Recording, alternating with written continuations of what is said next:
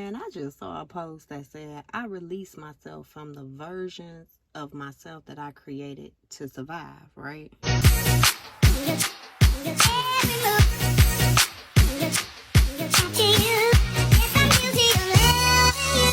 Made a lot of sense to me because I did create a lot of versions of myself in order to survive. I had to put on hard hats. I had to play masculine positions in life. I had to overcome obstacles and wear different faces.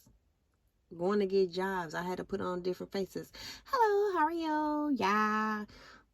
My name is this. How can we help you today? Going to work every single day, I had to put on a role. Thank you per your email, knowing you wanted to really cut somebody out. I had to become versions of myself in order to survive in those seasons. And God wants to cleanse you of that. God wants to cleanse you of those areas. He wants to take those things away from you.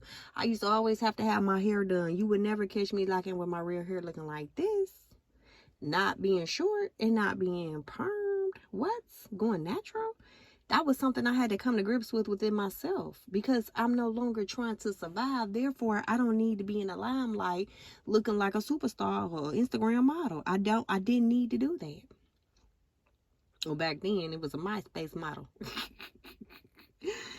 But I didn't need to do that no longer, and God stripped me of all of that. Because he wants you to come to him naked as you are. He wants to put the clothes on you himself.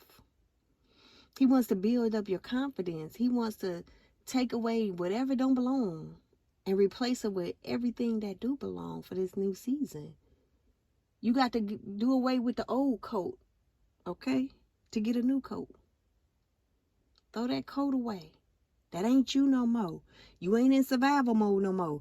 You are in elevation mode. You are in growing mode. You are in architect mode, okay? You are in building mode. You are building things in your life. You are not surviving and striving and chucking and jiving. You are building.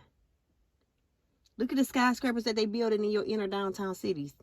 That they building is real nice and it's looking like it's $1 million properties, apartments and stuff. Architects are building those things up. It's going upwards. It's not going down into the ground. They're building things and watching it grow. It's going to bring in a lot of revenue for these people, right? Because they saw the vision before the vision actually came true. So they had to give the blueprint to the architect, right? So God has to give the blueprint to the architect, and the architect have to read it and build it, right?